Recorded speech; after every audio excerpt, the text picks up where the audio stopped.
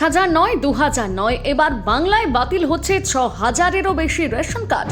বাদ যেতে পারে বহু কৃষকের নাম, বাদ যেতে পারে ইনকাম ট্যাক্স দেওয়া ব্যক্তিদেরও, যার ফলে প্রশ্ন উঠছে, আপনার রেশন কার্ড কি নিরাপদ? কেন বাতিল হচ্ছে রেশন কার্ড?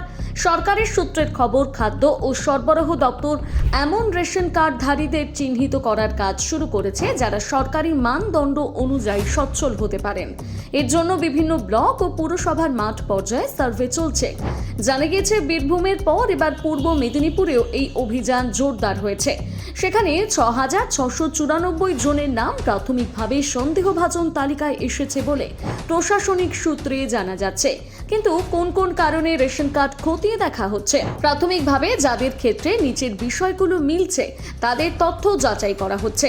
4 চাকা গাড়ির মালিকানা, কোনো কোম্পানির ডিরেক্টর পদে থাকা, জিএসটি রেজিস্ট্রেশন থাকা, পিএম কিষাণ ক্রেডিট কার্ডে 5 লক্ষ টাকা বা তার বেশি ঋণ অনুমোদিত থাকা। তবে শুধু এই তথ্য পাওয়া গেলেই কার্ড বাতিল হচ্ছে এমনটা সরকারিভাবে বলা হয়নি। এই কারণে প্রতিটি ক্ষেত্রেই সার্ভে ও তথ্য যাচাই করা হচ্ছে। এর আগে আয়কর দাতাদের রেশন কার্ড নিয়েও বড় বিতর্ক তৈরি হয়েছিল। প্রথমে আয়কর দাতার পাশাপাশি তার পরিবারের সদস্যদের রেশন কার্ডও নিষ্ক্রিয় করা হয়। পরে সমালোচনার মুখে সরকার সেই সিদ্ধান্তে পরিবর্তন আনে।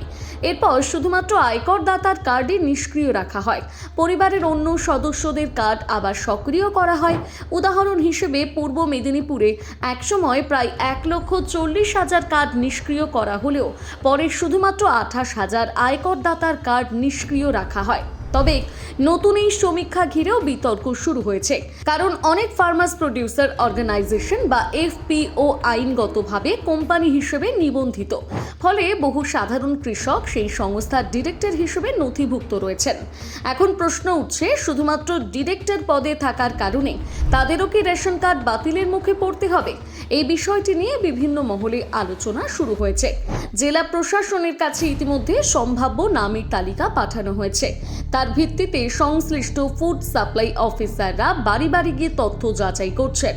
যাচাইয়ের রিপোর্টের ভিত্তিতে পরবর্তী সিদ্ধান্ত নেওয়া হবে বলে প্রশাসনিক সূত্রে জানা গিয়েছে। সরকারের এই পদক্ষেপ নিয়ে আপনার কি মত? জানাতে ভুলবেন না কমেন্ট করে।